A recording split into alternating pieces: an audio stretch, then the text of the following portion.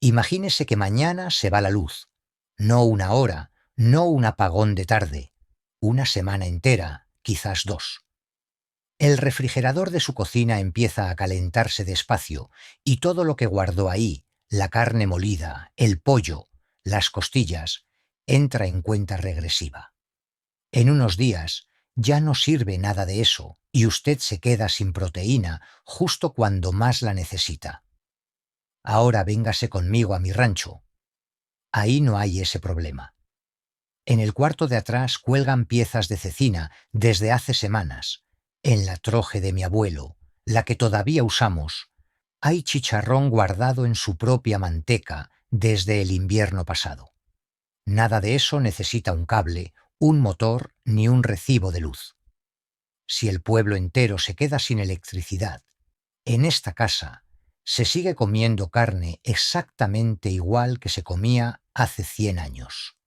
Aquí en Jardín de Don Manuel llevamos tiempo rescatando estas costumbres, y hoy le toca una de las más importantes: cómo se conservaba la carne mucho antes de que existiera un refrigerador. Hace unos meses estuve leyendo sobre cómo lo hacen todavía las comunidades Amish en Pensilvania, y me sorprendió lo parecido que es a lo que mi abuelo hacía en su rancho sin haber escuchado nunca esa palabra. La sal es sal en cualquier idioma, y el humo cura la carne igual en Lancaster que en Michoacán. Le voy a enseñar los métodos tal como los aprendí, unos de mi propia familia y otros confirmados por cómo los siguen usando allá. Antes de entrarle, déjeme decirle algo con toda franqueza, porque este tema no se puede tratar a la ligera. Conservar carne en casa sí funciona, pero hecho mal puede enfermar a una familia entera. Existe una bacteria llamada botulismo que ha matado gente por curas mal hechas. Le voy a explicar los métodos seguros, con las proporciones correctas, y la regla para cualquiera que empiece es la misma. Comience por lo sencillo, siga una receta probada y respete el proceso. La cecina y el chorizo seco son bastante perdonavidas. Un jamón entero curado o una conserva a presión no lo son tanto. Antes de seguir, cuénteme desde dónde nos ve y si en su familia todavía queda alguien que sepa hacer cecina o chorizo como se hacía antes. Escríbalo abajo, leo todos los comentarios. Empecemos con la sal, porque es el abuelo de todos los métodos. Mucho antes de que hubiera hielo en ninguna cocina, cualquier pueblo que criara animales ya sabía que la sal conservaba la carne. Los romanos les pagaban a sus soldados en sal, y de ahí viene la palabra salario. En cualquier rancho viejo de por aquí había un costal de sal colgado cerca de la cocina y un barril de carne curada en la troye, porque de eso vivía la familia en temporada de escasez. La razón es pura química, y una vez que la entiende, entiende todo lo demás. Las bacterias que echan a perder la carne necesitan agua para vivir. No sobreviven en un ambiente seco. La sal es lo que se llama higroscópica, atrae el agua hacia afuera. Cuando usted frota sal sobre un corte de carne, la sal jala el agua de adentro hacia la superficie. La carne se seca, la bacteria se muere de sed, y la carne aguanta. La proporción en una cura seca ronda el 2,5% de sal sobre el peso de la carne, casi siempre entre el 2 y el 3. Para cada kilo de carne, calcule entre 20 y 30 gramos de sal, más o menos 2 cucharadas rasas. Un trozo de 5 kilos lleva entonces unas 10 o 12 cucharadas repartidas por toda la superficie, en cada pliegue, en cada hueco. Después se guarda en un lugar fresco, entre 2 y 5 grados centígrados, la temperatura de una troje bien construida en época de frío, y ahí se deja trabajar la sal despacio.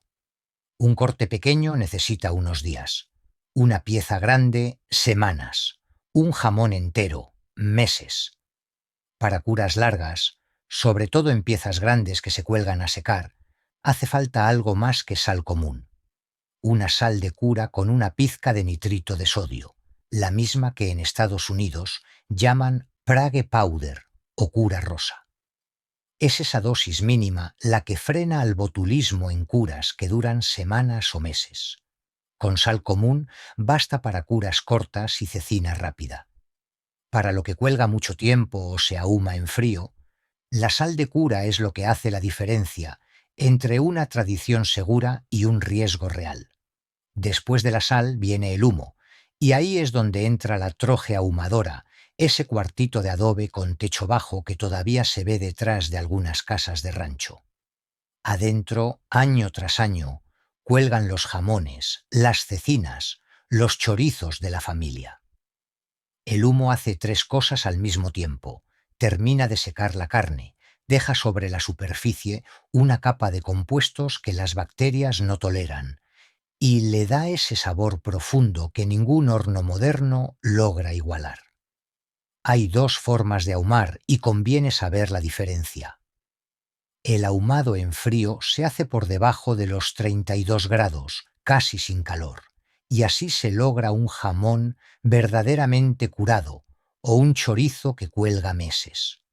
El ahumado en caliente va entre los 70 y los 100 grados y cocina la carne mientras la ahuma, como las costillas al humo que se sirven recién hechas. El ahumado en frío necesita una cura de sal previa, porque esa temperatura está en la zona peligrosa para las bacterias. La leña importa, y en esto mi abuelo era terco. Usaba mezquite para el sabor fuerte, encino para algo más suave, y a veces huizache cuando no había de otra.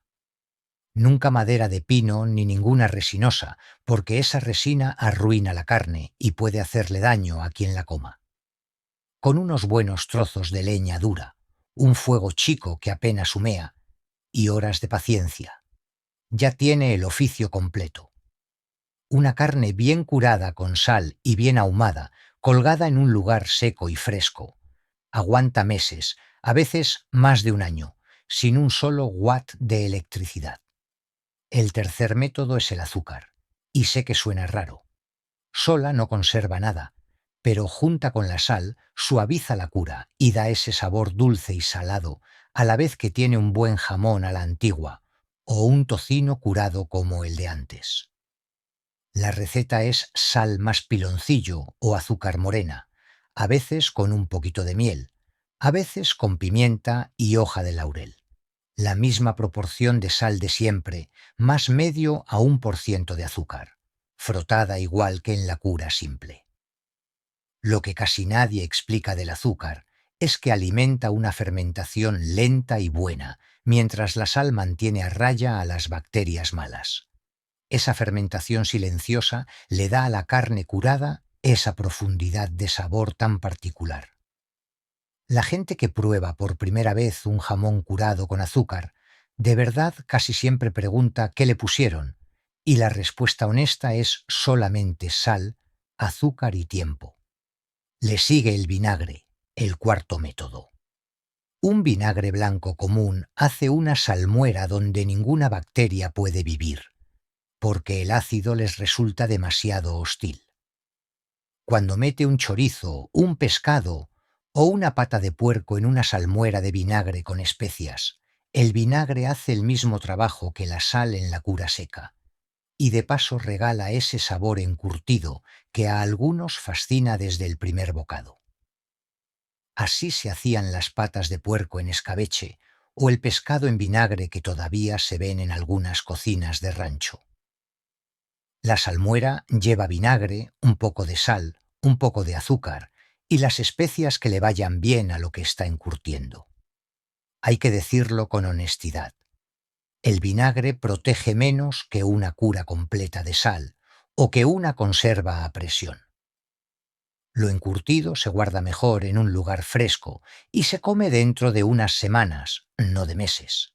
Sirve muy bien para lo suyo, pero no lo convierte en algo que aguante todo un año en la alacena. El quinto método es la manteca, y este siempre sorprende a la gente joven.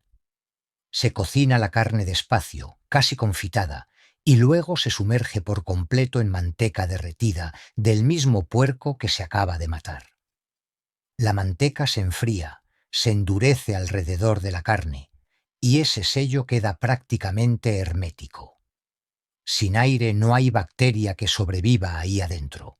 La carne se queda guardada en su propio frasco de grasa durante meses en la troje. Cuando se antoja, se saca un pedazo, se calienta despacio y sabe como si acabara de salir del comal. La manteca sobrante se reutiliza para cocinar, nada se desperdicia. Funciona mejor con carnes grasosas, como el pato, el chicharrón en trozo y el chorizo. El sexto elemento sostiene a todos los demás, la troje o la bodega bajo tierra. Un cuarto bien hecho, de piedra o excavado en una loma, se mantiene entre los 0 y los 5 grados todo el año. Esa es la temperatura de un refrigerador que hace la tierra sola, sin compresor, sin recibo de luz. Ahí cuelgan los jamones curados, los chorizos ahumados, los frascos con carne sellada en manteca. La constante frescura frena lo poco que queda de deterioro, y la oscuridad evita el daño que hace la luz con el tiempo.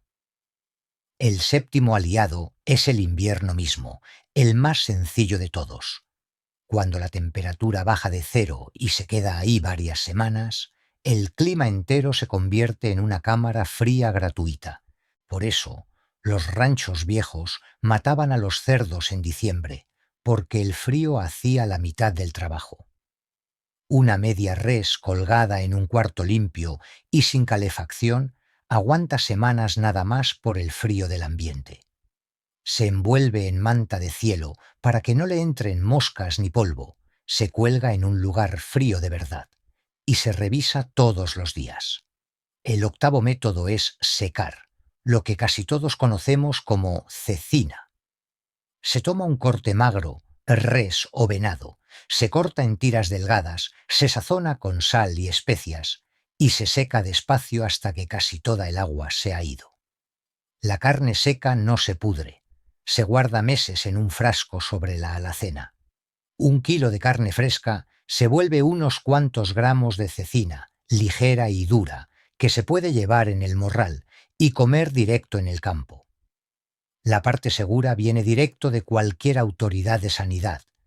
La carne debe alcanzar en algún punto del proceso al menos 70 grados centígrados, ya sea con un hervor breve antes de secar o con el mismo calor del secado para matar cualquier bacteria que pudiera traer la carne cruda. Después de ese momento caliente, se termina de secar a una temperatura más baja hasta que quede correosa. Con carne de caza y de puerco, conviene congelarla unas semanas antes de hacer cecina, porque eso elimina posibles parásitos. El resultado es la carne más ligera y más duradera que existe, meses en el estante, años si la guarda al vacío o en frío. Y hay un método más reciente que los demás, pero ya con más de un siglo en las cocinas de rancho: la conserva a presión. Llegó al campo a principios del siglo XX y se volvió la manera más confiable de guardar carne cocida por mucho tiempo. Se cocina la carne, se empaca caliente en frascos de vidrio limpios, se tapan y se meten a una olla de presión, no un baño de agua hirviendo, durante el tiempo que marque la receta. Esa presión eleva la temperatura dentro del frasco hasta cerca de los 115 grados, suficiente para matar cualquier bacteria y cualquier espora, incluidas las que causan botulismo. Los frascos sellan al enfriarse y la carne aguanta en la alacena varios años si se guarda fresca. Aquí la palabra de seguridad es la más importante de todo el video. Se necesita una olla de presión de verdad, no una simple olla con tapa. Y hay que seguir tiempos y presiones probados, de una fuente confiable, no calcularlo de memoria ni copiar lo que dijo un vecino. Una conserva mal hecha es de las formas más comunes en que la gente se ha enfermado en su propia casa por comida mal guardada. bien hecha, es de los métodos más seguros y más útiles que puede aprender. Ahora deténgase conmigo un momento, porque esto es lo que de verdad importa. Ya vimos varios métodos, y todos existían mucho antes de que llegara la electricidad a estos ranchos. Sal, humo, azúcar, vinagre, manteca, la troje, el frío del invierno, el secado, la conserva a presión, combinados de distintas formas según la carne que se tenga enfrente. Juntos conservan la carne por meses, a veces por años. Y hay algo curioso en todo esto. La carne no solo aguanta, mejora. Un jamón que cuelga 6 meses en la troje sabe mejor que el que apenas se metió ayer. Un frasco de carne en conserva tiene una profundidad que ninguna carne fresca del día alcanza. No hay ganancia para nadie en enseñarle esto. Ninguna tienda gana con una familia que compra medio puerco una sola vez y come de ahí todo el año.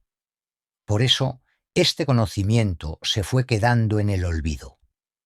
La carne curada que venden ahora llega envuelta en plástico y cargada de conservadores que ningún carnicero de antes hubiera reconocido, y la mayoría ya ni sabe que existió otra manera de hacerlo.